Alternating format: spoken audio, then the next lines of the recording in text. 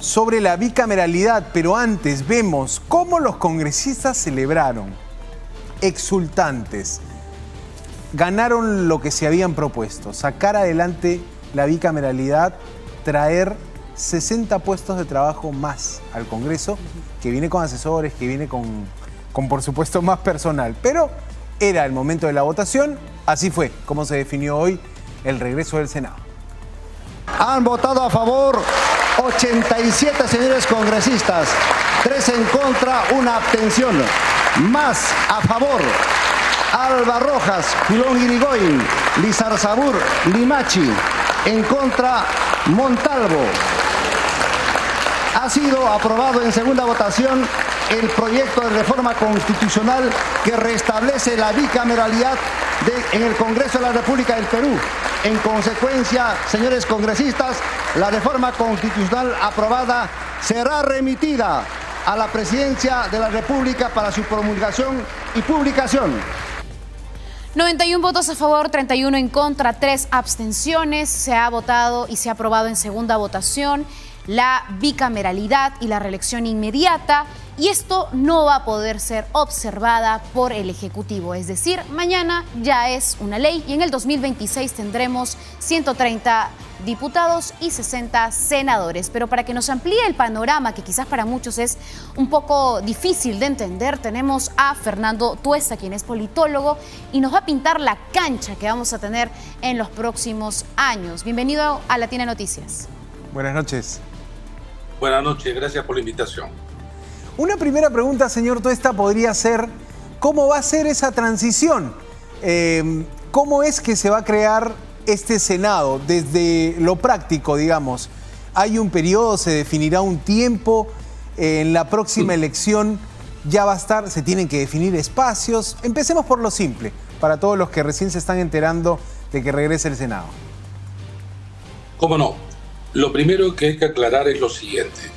Históricamente, desde el inicio de la República hasta 1992, el Perú tenía una Cámara de Diputados de 180 y 60 senadores, vale decir 240 en total, y teníamos en aquel momento 12 millones de electores. Hoy día tenemos el doble o más del doble, 25 millones, y se está creando una Cámara de 130 más 60, 190. Mucho menos que hace 25 años atrás.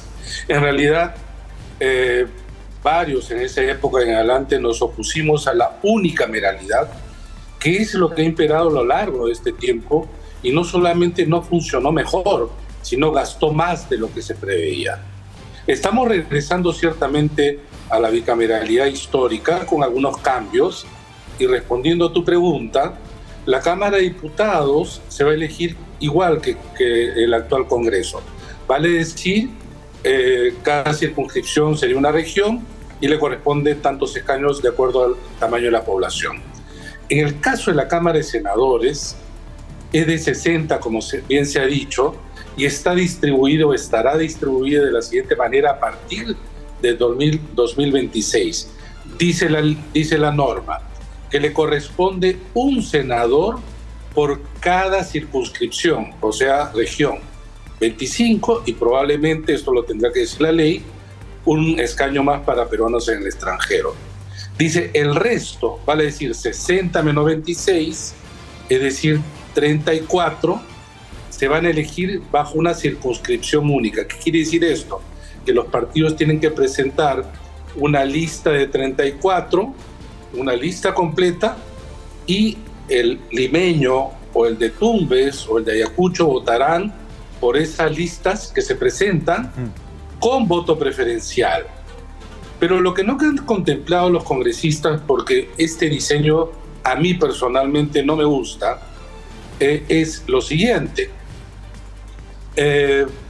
Muchos senados, como el boliviano, el argentino, el brasileño, el norteamericano, que justamente va a elegir ahora este año en noviembre, una parte de él, es paritario, vale decir, se eligen 2 senadores, 3 senadores, pero igual, con independencia de la circunscripción, porque la población es la razón de elegir diputados, pero el Senado es de otra naturaleza. Y entonces es igual para todos y es fácil la votación. Pero ¿qué va a ocurrir? Y eso no lo han contemplado los senadores y la ley va a tener que desarrollar esto. Imaginemos nosotros una cédula, como muchos hemos votado siempre, ¿no? Una columna presidente, una columna en la Cámara de Diputados, uno marcará el partido y 2 preferenciales, y ahí venía la de la Cámara de Senadores, pero ahora se va a complicar. ¿Por qué? Porque si es un senador por cada región, por ejemplo, los de Lima, vamos a tener un escaño y votaremos por el partido y el candidato de aquel partido para un solo senador, y así sucesivamente. Claro. Pero ¿qué pasa con los otros 34? Va a tener que abrirse otro espacio para votar por la lista, o por una de las listas de una lista completa de 34. Y además, el Parlamento andino. Es decir, una boleta que antes teníamos de 3 columnas, ahora vamos a tener al menos unas 6 columnas. Y acá viene el tema. No todo puede estar en la Constitución. Y entonces la ley de desarrollo va a ser la que tiene que determinar una serie de aspectos que la Constitución obviamente solamente lo plantea en términos generales. Y ahí hay que dar una discusión y un debate adecuado, pero porque lamentablemente el Congreso no está acostumbrado a eso. Y quiero decir lo siguiente además. La bicameralidad es un mejor diseño, pero los congresistas no han votado por un mejor diseño. Lo que han votado es la mejor forma de reelegirse. Y eso es lo que los ha activado e incentivado centralmente. ¿Y por qué lo digo? No solamente porque ellos se nota claramente que así lo quieren, sino que, y acá viene otra parte, para ser elegido diputado se requiere 25 años, como ahora los congresistas. Pero para elegir senadores optaron por un número bastante inusual. Los senadores siempre han sido, históricamente en el Perú, hasta el siglo pasado, tener la edad mínima de 35 años. Y así es más o menos un estándar internacional en el Senado. Han puesto 45 años. El presidente de la República requiere tener mínimo 35. Los senadores 45, o sea, 10 años más. Esto, ¿por qué creo yo? Esto es una interpretación ya de una especulación también, ¿no? Porque, claro, al tener 45 hay menos competencia, pero entonces muchos congresistas se quedarían sin posibilidad de ir al Senado porque entre 25 años y 45 hay muchos congresistas, entiendo que hay 32, que no llegarían a, si quieren, postular al Senado. Pero ahí han puesto un artículo que los favorece, que dice tener 45 años o haber sido diputado, eso en el futuro, o congresistas, con lo que estos congresistas se habilitan postular para el próximo año. No es el mejor de los mundos, ciertamente hubiera sido mejor, un debate más amplio, un mejor diseño, quizá con una ciudadanía que apoya, no como ahora que rechaza, pero la verdad que lo perfecto es enemigo de lo bueno y podemos hacer perfecciones sobre algo que creo que era necesario para el país. Es interesante el análisis que usted menciona sobre el tema de la representatividad, considerando de que hoy somos más electores. ¿Cuál podría ser quizás el número de diputados o senadores en un escenario en el que tenemos más de 25 millones de electores? Es una muy buena pregunta, pero es una antipática respuesta. ¿Por qué? Porque tendría que crecer en número y la gente no quiere que haya más congresistas porque asumen que si estos son deficientes, un número mayor va a ser con mayor número de congresistas de baja calidad. Pero vamos a decirle a los televidentes lo siguiente.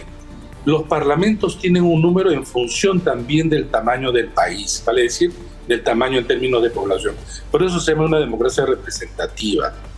Entonces, el Perú hasta el año 92 tenía el 5º puesto de número de congresistas en toda América Latina de 18, porque tenía era el 5º país de tamaño de población, debajo de México, Brasil, Argentina y un poco Colombia. Pero cuando se cercenó el Parlamento con Fujimori en el año 93, pasamos a ser el 14º. Hoy en día tenemos un parlamento más pequeño en número que Uruguay, que somos muchísimo más grandes en tamaño. Tenemos un parlamento más pequeño que Ecuador, Bolivia y Chile, que son más pequeños en número. Es entendible que la gente lo rechace porque desconoce algunas cosas de especialización. Claro. Pero si hubiéramos seguido con este nivel de crecimiento, hoy el Perú debiera tener por lo menos unos 230 congresistas. Pero ha hecho bien el Congreso diciendo, empecemos con 130 y la ley determinará, conforme pase el tiempo, los años, ir creciendo, ¿no? Esto, repito, no es del gusto de la población, pero sí es necesario. ¿Y saben por qué? Y ustedes lo deben haber visto y muchas veces incluso lo han reportado, cómo los congresistas van yendo de una comisión a otra. No se dan abasto. Un buen congresista que quiere cumplir su función en realidad está limitado porque representa a muchos, a muchos. Y termino con esta idea que siempre incluso a mis alumnos se los digo. Si un centro de salud, vamos a suponer 20 médicos atienden de 8 a 5 a 10.000, una población de 10.000 personas, si es que se duplica el número de personas, lo que va a ocurrir es que ese mismo número, por más buenos que sean, los médicos van a atender en menos tiempo y va a haber un mayor desgaste. Bueno, eso ocurre. Un buen congresista que quiere cumplir con su función no puede hacerlo porque representa a muchos. Es necesario que existan más. Ciertamente, ahí viene otro tema que ya no lo da la ley. ¿Cómo hacemos que haya mejores congresistas? Y ahí viene el otro tema.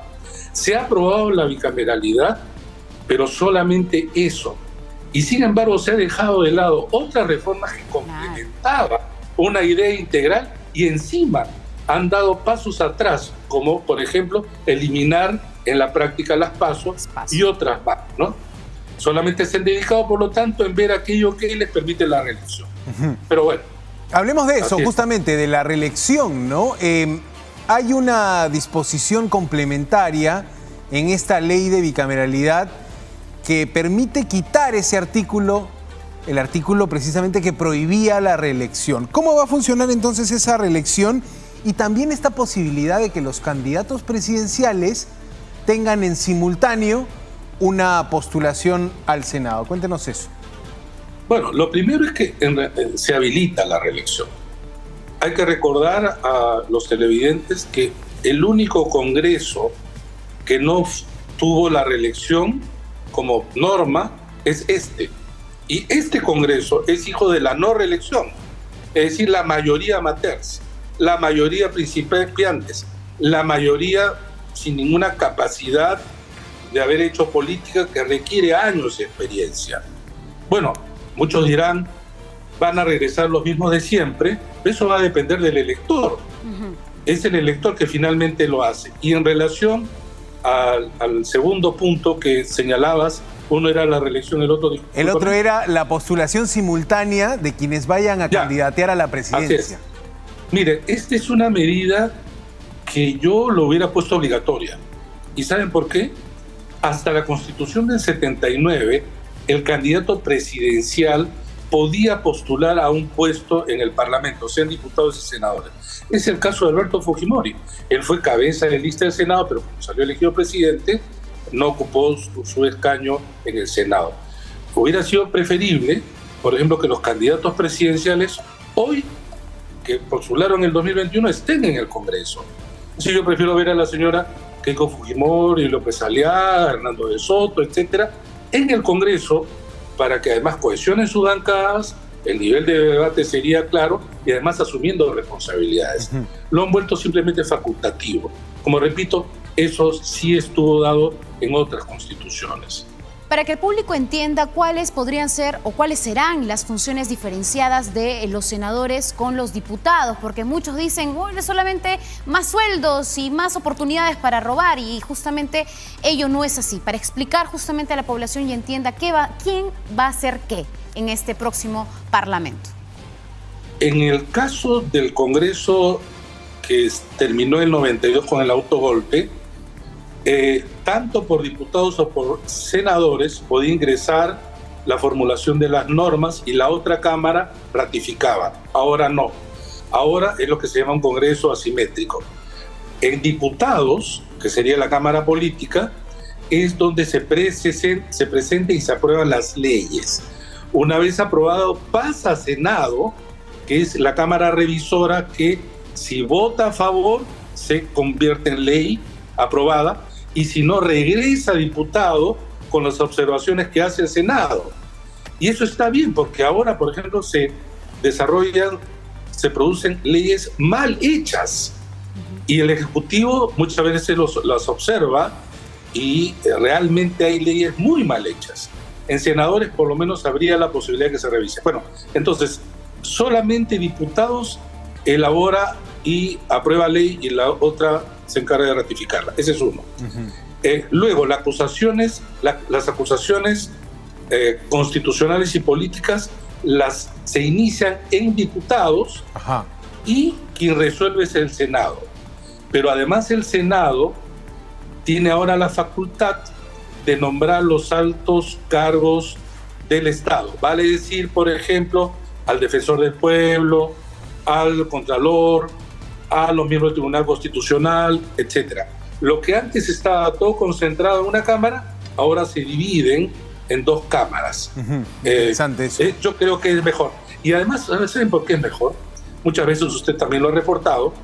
Esta ley es express. Recordarán que ustedes se discute, luego se dice, digamos, por excepción no va a las comisiones y se manda a la presidencia para que se firme, y se han hecho leyes de un día para otro. Ahora no. Tiene que pasar y ratificarse en el Senado para ahí recién ser firmada por la Presidencia de la República. Dicho sea de paso, todavía no ha llegado a la presidencia, seguramente en los próximos días, y al día siguiente surte efectos. Pero vale aclarar, es necesario que ya el Congreso empiece a discutir las leyes de desarrollo en muchos aspectos que la Constitución, con estos 50 artículos ya modificados, tiene que atender. Muy interesante, porque esa es la tarea que viene. Ahora, estaba leyendo, señor Tuesta, también que dentro de los artículos que se cambia el artículo 130, que habla del voto de confianza como algo ya no necesario. El llamado voto de investidura que se le da al nuevo jefe de gabinete, al nuevo presidente del Consejo de Ministros. Justo la coyuntura nos permite hacer ese comentario. Se decide ahora eliminar esta obligatoriedad. O sea, cuando haya senadores y diputados, se presenta el premier y ya no pide el voto de confianza. ¿Así sería?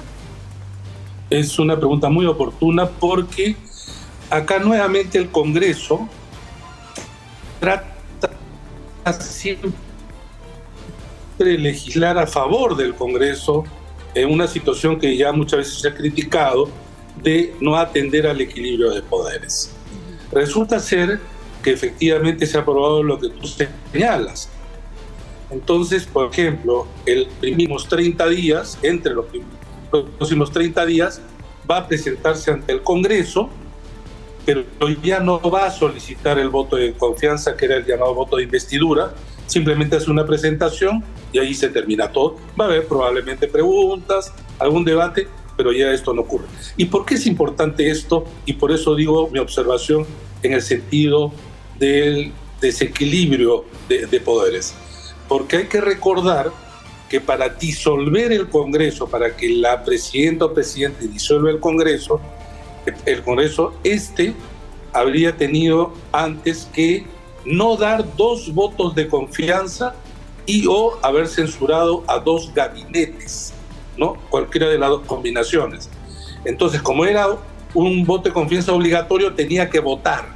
Si no le gustaba el Congreso, el gabinete, votaba en contra, caía el gabinete, pero ya era un caso. Uno nuevo habilitaba al presidente o la presidenta a disolver el Congreso. Dicho sea de paso, como pie de página, debo decir que cuando los congresistas decían que iban a censurar a el gabinete Otárola, habría que recordarles que si eso hubiera ocurrido, habilitaba a la presidenta para disolver el Congreso. Es decir, yo creo que era simplemente para quedar bien, ¿no? Yo no creo que esto iba a llevarse adelante, claro, porque, repito, los ponía en una situación ya límite donde la presidenta hubiera podido disolver el Congreso, y con eso realmente la situación hubiera cambiado enormemente. Pero, repito, se le ha quitado un punto a favor del Ejecutivo, pero no ha sido compensado con otro. Y con esto quiero terminar sobre este tema que quizás es necesario conocer. En julio del próximo año, 28 de julio del 25, un año antes que termine el mandato, en ese último año, el presidente o la presidenta no puede disolver el Congreso. Y el Congreso podría censurar, no dar voto de confianza durante ese año, tiene plena libertad. Esa es otra de las cosas que también desbalancea el equilibrio de poderes, haciendo más limitadas las posiciones de un presidente. Claro, porque viviría ahí el presidente el último año, podría vivir una suerte de bloqueo político del Congreso y un punto muerto, digamos, se entrampa la situación y ya no hay esta posibilidad de apretar lo que también hemos llamado estos botones nucleares, digamos, ¿no? De la cuestión de confianza y la vacancia también en ese caso. Cari. Claro. Hay un detalle también interesante, que es que cuando justamente se da lo que se llama pues la disolución del Parlamento, lo que queda operando durante esos meses para llamar a las elecciones parlamentarias es la comisión permanente. Pero ahora, con esta reforma se habla de que el Senado no va a poder ser disuelto. ¿Eso en qué, digamos, favorece? ¿Cuál es el escenario que nos plantea? Mira, las constituciones en el Perú también así lo estipulaban. La Constitución del 79 decía que se disolvía la Cámara de Diputados si es que la Cámara no daba voto de confianza o censuraba, o combinación de ellos, en tres ocasiones. Ahora se ha reducido con el 93 en 2. Por eso es que lo de Fujimori fue claramente un golpe, porque no hubo ni siquiera uno. Yo no digo 3, ni uno. Y sin embargo, además, cierra la Cámara de Diputados y cierra el Senado. La figura de ahora es, se puede disolver la Cámara de Diputados, pero permanece el Senado. Ese es regresamos, digamos, a la figura de la Constitución del 79. Interesante. Esas diferencias, ¿hay alguna diferencia sustancial en el funcionamiento que tenía el Senado precisamente en las épocas previas al 93 y este nuevo Senado? ¿Ha variado algo o en general son lo mismo, digamos? Esto de las leyes, de las designaciones de los altos funcionarios. Se ha variado. Si comparamos. Es lo que se llamaba un parlamento simétrico. Como repito, podía nacer, originarse, presentarse las leyes en Senado y ratificaba diputados. Y diputados también lo podía hacer y se ratificaba en el Senado, en ambos sentidos. Ahora no. Nacen, como repito, en diputados, se ratifica en senadores. Ese es uno. Pero hay otro que no tiene que ver ya con las normas, es la calidad de los parlamentarios. Si uno mira cuál era la representación parlamentaria del año 92, realmente eran pues unos tribunos romanos delante de lo que tenemos ahora. Lamentablemente la calidad ha descendido enormemente. Y esa es responsabilidad de los partidos políticos y por supuesto también de los electores. Muchas gracias, Fernando, por darnos toda la información. No, muchísimas gracias a ustedes por la invitación. Buenas noches. Fernando Tuesta ha estado con nosotros comentándonos esto de la bicameralidad. Interesante también, ¿no? Las diferencias, las nuevas funciones de los senadores, la expresión de júbilo hoy de los congresistas que van a tener más puestos para la representación, la incertidumbre de la ciudadanía que más bien dice, más congresistas, no están haciendo las cosas mal. Pero la idea de los académicos, como Fernando Tuesta, de que sí es un mejor modelo para nuestra democracia. Claro, porque a ver, es recurrente tener a varios congresistas en diferentes comisiones, digamos, votando en 2 comisiones en simultáneo y a veces ni sabiendo qué está votando. Llegan muchos casos, Santiago, de que llegan a la mesa y dicen, perdón, ¿qué están votando? ¿Qué ley están abordando? Porque claro, como acaban de venir de otra y entran en medio de un debate, pues no se dan abasto. Evidentemente eso genera preocupación, molestia en la ciudadanía cuando tenemos una calidad de congresistas que son mochasueldos, que digamos incluso atentan contra la integridad de sus trabajadores, entre otras circunstancias más, que es totalmente denunciable. Pero el hecho es que el modelo democrático pues requiere un poquito más de personal para poder abordar las políticas del país. Ajá, reflexión, dices. Ya hubo referéndum, entiendan, dice 2018. Internet Garcilaso, que está conectado y reclama, ¿no? A ver, amigos, ¿qué opinaron ustedes sobre el tema de la bicameralidad, el retorno del Senado? ¿Cómo se ha movido la aguja ahí en nuestra pregunta? Contundente en Facebook, ¿ah? Mira eso. 11% de las personas que contestó dijo, estoy de acuerdo con el retorno del Senado. 89% dice, no estoy de acuerdo con las dos cámaras, ¿ah? ¿Qué dice YouTube? Sí está de acuerdo 23% y no está de acuerdo el 77%. Muchos decían, Santiago, hoy día de que quizás esto hubiera sido una mejor norma o una mejor decisión si este Parlamento no estaba incluido en la reelección inmediata, porque prácticamente, como decía Fernando Tuesta, esta aprobación significa también beneficiarme a mí como congresista, porque hoy estoy facultado de, en el 2026, postular a ser senador. Y eso también, por supuesto, dependerá de nuestro voto informado. Hay que estar muy atentos, porque las reformas para las elecciones al 2026 también se han debilitado de tal manera que vamos a tener más de 26 candidatos a la presidencia y, por supuesto, al Parlamento. ¿Cuántos historiales o cuántos perfiles desconocidos? Esas listas, ¿no? A ver, se calentó la conversación. Lo veo a Internet Garcilaso copiando y pegando su ya hubo referéndum, entiendan. Una y te leí y te entendí. Internet Garcilaso, ¿ah? Que copies y pegues solo dificulta que podamos leer todos los otros comentarios. Bueno. Joan Remigio también está conectado, Juan Carlos Urquizo, Sergio, Fabio Daza también se conectó. Gracias, amigos, a todos los que nos ven, ¿ah? Es importante que ustedes participen con esas respuestas, que nos dan su punto de vista y le mandan un mensaje a los políticos esas respuestas. El mensaje es gánense nuestra confianza. Exactamente. Porque la confianza además significa presupuesto. Este Parlamento en el 2026 nos va a costar un poco más y la figura es que funcione mejor. Pero eso lo veremos con la reglamentación y con la práctica en las próximas elecciones. Ajá. Ya es una realidad, tendremos 2 cámaras en el 2026. Mira lo que dice Eduardo Mellado, al guerrazo la reelección, dice, ¿no? Y Sergio dice, pero es el pueblo el que pone a los congresistas. Pero son los partidos políticos quienes ponen a los candidatos. Y justamente es eso lo que hay que seguir de cerca también, porque ¿qué candidatitos nos van a presentar para este 2026? Y son muchos más hojas por revisar, diría más casillas por llenar. Desde la lógica del partido político, más caja por hacer. ¿Ah? Ojo, así funcionan los partidos.